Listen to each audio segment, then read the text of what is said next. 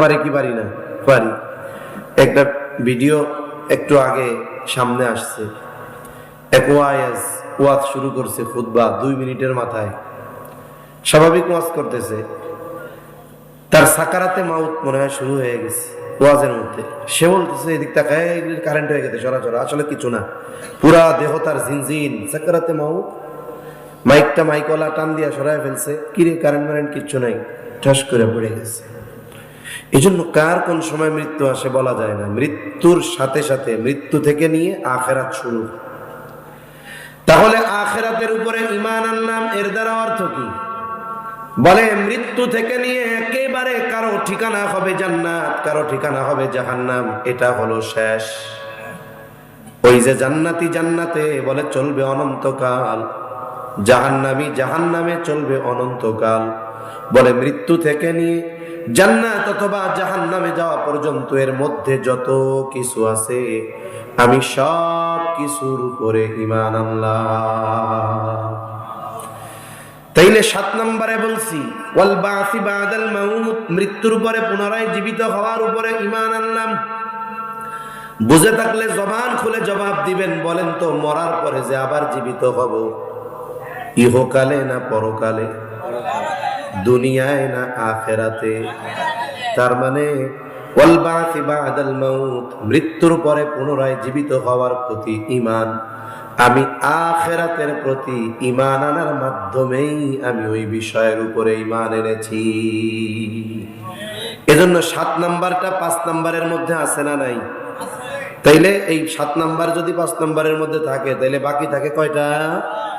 এই 6টা কিসের ভিত্তি? জোরে কোন, আরো জোরে, কিসের?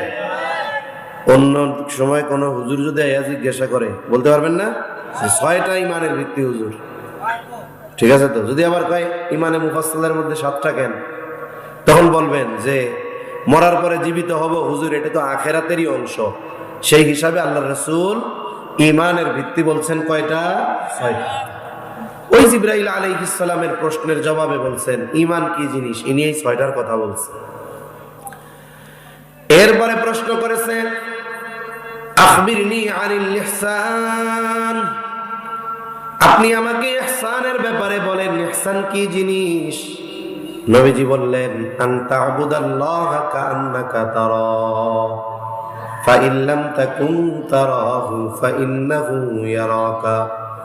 নবীজি বলেন তুমি এমন ভাবে আল্লাহ তাআলার ইবাদত করবা কেমন যেন তুমি তাকে দেখতেছো। ফাইন লাম তাকুন তারাহু, আর যদি তুমি তাকে না দেখো, ফাইন্নাহু ইয়ারাকা, আল্লাহ তাআলা তোমাকে দেখতেছে।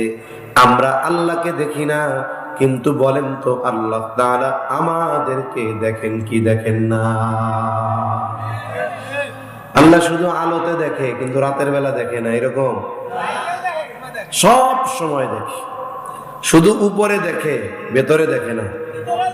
তাই ভিতরে যা চিন্তা করি মুখ দিয়া কই নাই, এটা দুনিয়ার কোনো মানুষ আমার চিন্তার খবর জানবে? দুনিয়ার কোনো মেশিন আছে আমি যা মনে মনে ভাবতেছি এটারে ফটোকপি করে বাইর করে আনবে? নাই। কিন্তু আমার আপনার ওই মনের অবস্থাটাও যে জানে, তিনি কে? আল্লাহ। আমরা এই যে কথাটা যত জোরে বললাম যে সব আল্লাহ দেখে, এইটার প্রতি যদি বাস্তবেই আমাদের সবার বিশ্বাস থাকতো, তাইলে আমাদের চরিত্র ফেরেশতাদের মতো হয়ে যেত। কিন্তু বাস্তবতা কি? আল্লাহ দেখে, মুখ দিয়া বলি, কিন্তু ওই পরিমাণ বিশ্বাস অন্তরে নাই। আমরা সিসি ক্যামেরায় দেখা ফেললো নাকি এটারে ভয় পাই, মুরব্বী আশেপাশের কেউ দেখা ফেললো কিনা ভয় পাই, মানুষ জেনে ফেললো কিনা ভয় পাই। কিন্তু আল্লাহর দেখাকে যেই পরিমাণ ভয় পাওয়া দরকার, ওই পরিমাণ ভয় আমরা পাই না। যদি পাইতাম তাইলে সমাজের 90% মানুষ দ্বন্দ্ব, হানাহানি এগুলো থেকে বেঁচে থাকতো, সব বুজুর্গ অলি হয়ে যেত একেবারে। তাহলে ইবাদত নয় শুধু, সর্বক্ষেত্রে আমার চিন্তা থাকবে আমি যদি ভালো কাজ করি, মন্দ কাজ করি, পাপের কাজ করি, একাকী করি, রাতে করি, দিনে করি, দরজা আটকায় করি, দুনিয়ার কেউ জানবে না, কিন্তু জানে কে? আল্লাহ। আমার একজন মানুষ দেখে ফেলতেছে, এটাকে আমি যেমন লজ্জা পাই, ওই পাপটা করার সময় মানুষ না দেখলেও দেখে কে? তাইলে ওই মানুষের চাইতে বেশি লজ্জা ভয় কাকে করতে হবে? আল্লাহ তাআলাকে। 4 নম্বরে নবীজিকে প্রশ্ন করা হলো আখবিরনি আনিস সাআহ, আপনি আমাকে কিয়ামতের ব্যাপারে বলেন, কিয়ামত কখন হবে? এই প্রশ্নের জবাবে নবীজি জবাব দিলেন, মাল মাসউলু আনহা বিআলামা মিনাস সাইল। নবীজি বলেন, এই ব্যাপারে যাকে প্রশ্ন করা হয়েছে তিনি প্রশ্নকারীর চাইতে বেশি জানেন না। তার মানে কেমন যেন নবীজি সাল্লাল্লাহু আলাইহি ওয়াসাল্লাম বলতেছে, ও ভাই জিবরিল, কিয়ামত কখন সংঘটিত হবে আপনিও জানেন না, আমিও জানি না। এইবার জিবরাইল আলাইহিস সালাম বলেন, আপনি আমারে কিছু আলামতের কথা বলেন, কিয়ামতের আলামতের ব্যাপারে খবর দেন, বলেন। এই হাদিসে নবীজি সাল্লাল্লাহু আলাইহি ওয়াসাল্লাম কিয়ামতের 2টা আলামতের কথা বলেছে। কয়টা আলামত?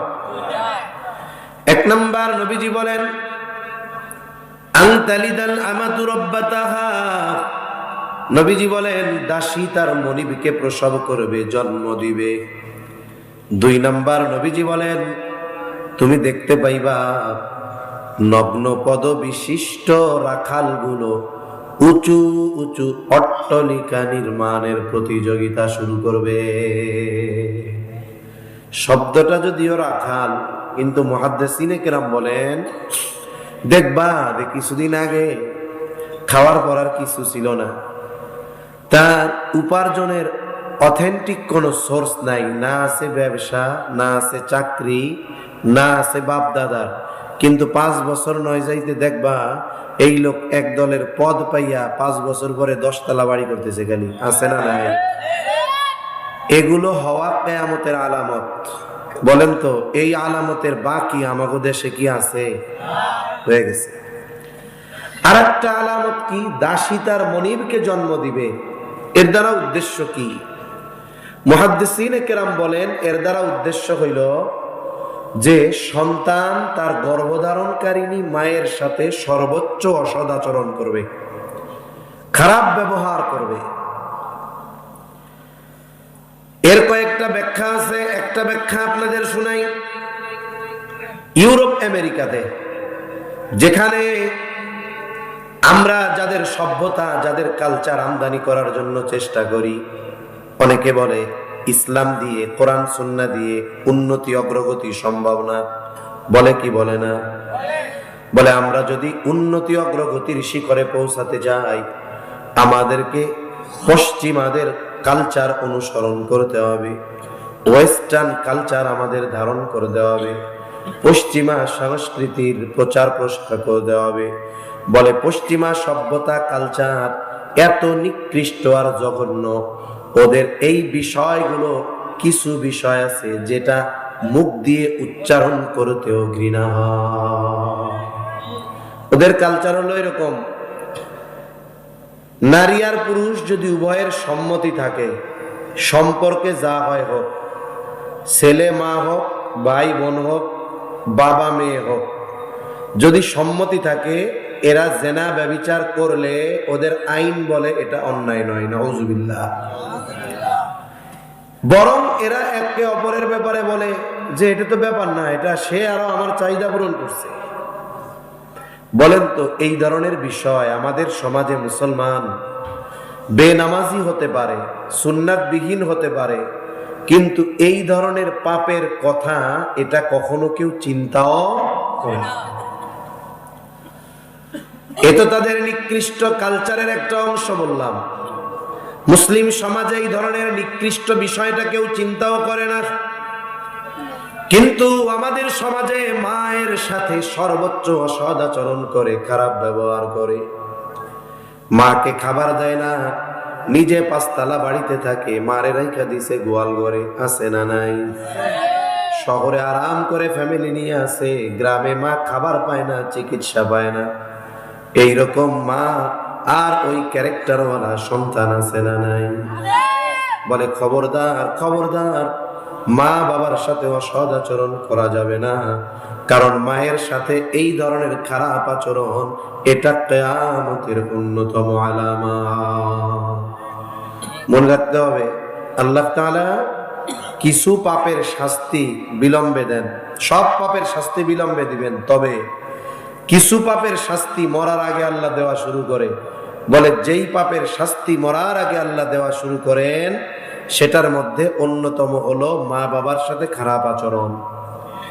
কিয়ামতের একটা আলামত মায়ের সাথে দাসীর মতো আচরণ করা। অনেক ছেলে আছে এরকম, শুনছি আর কি। মায়ে ছেলের বাসায় থাকে, মা তার বাবার বাড়ির সম্পদ এনে ছেলেকে লেখাপড়া শিখাইছে। ছেলে অনেক টাকা পয়সার মালিক, এখন বিল্ডিং আছে, সব আছে। বলে ওই বাসায়, ছেলের বাসায় মায়ের যদি কাজ করে খাবার জুটে, কাজ না করলে খাবার জুটে না। ঘর মুছা দিলে খাবার জুটে, কাপড় ধুইয়া দিলে খাবার জুটে। অসুস্থতা আর বার্ধক্যের কারণে যদি কাজ না করতে পারে, বলে ছেলের বাসায় কোন ছেলে যেই ছেলের গর্ভে ধারণ করছে, কোন ছেলে বলে তার লেখাপড়ার জন্য মা তার বাবার বাড়ির সম্পদ এনে ব্যয় করছে, ওই সন্তানের বাসায় কাজ না করলে তার খাবার জুটে না। কত বড় দুর্ভাগ্যের বিষয়। এজন্য খবরদার, আমরা মায়ের সাথে অসৎ আচরণ করবো না, করি ইনশাআল্লাহ। কেউ যদি কইরা থাকেন গিয়া মাপ চাবেন, নইলে দুনিয়া আখেরাত দুটাই বরবাদ। তাহলে এই হাদিসটা বলার মূল উদ্দেশ্য হলো কিয়ামত কখন হবে নবীজিও জানেন না, ফেরেশতাও জানেন না, জিবরাইল আলাইহিস সালামও জানেন না। তবে হ্যাঁ, নবীজি সাল্লাল্লাহু আলাইহি ওয়াসাল্লাম কিয়ামতের আলামতগুলো আমাদের জানায় দিয়েছেন। আমি সেই আলামতওয়ালা একটা হাদিস আপনাদের খেদমতে পাঠ করেছি। নবীজি জানিয়ে দেন ৬টি বিষয়ের কথা। সাথে সাথে নবীজি বলেন, এই ৬টা বিষয় যতক্ষণ সংগঠিত না হবে ততক্ষণ পর্যন্ত কিয়ামত সংগঠিত হবে না। কয়টা বিষয়? ৬টা বিষয়। অনেক লম্বা কথা হবে না ইনশাআল্লাহ। ১ নাম্বার, নবীজি বলেন, লা তাকুমুস সাআতু হাত্তা ইউকবাদাল ইলম। নবীজি বলেন ততক্ষণ পর্যন্ত কিয়ামত সংগঠিত হবে না যতক্ষণ না ইলম উঠিয়ে না নেওয়া হবে। তার মানে কিয়ামতের আগে আল্লাহ তাআলা ইলম উঠায় নিয়ে যাবে। এই কথাটাকে কেন্দ্র করে গ্রামের মানুষ আগে বলতো, আল্লাহ তাআলা কিয়ামতের আগে কোরআন হাদিস উঠায় নিয়ে যাবে। এরকম কথা আপনারা শুনছেন? বলতো আর কি। কোরআন হাদিস মূলত উঠিয়ে নেওয়া হবে না, কোরআনও থাকবে, হাদিসও থাকবে, তবে ইলম উঠায় নেওয়া হবে। মূলত বিষয়টা হলো ইলমের উৎস কোরআন হাদিস, তবে আল্লাহ তাআলা ইলমের হেফাজত করেন উলামায়ে কেরাম, আলেমদের মাধ্যমে। এজন্য নবীজি সাল্লাল্লাহু আলাইহি ওয়াসাল্লাম এক হাদিসের মধ্যে বলেন, কোন তরিকায় কোন পদ্ধতিতে ইলম উঠায় নেওয়া হবে। নবীজি বলেন, ইন্নাল্লাহা লা ইয়াকবিদুল ইলমা ইনতিজাআন ইয়ানতাজিউহু মিনান নাস।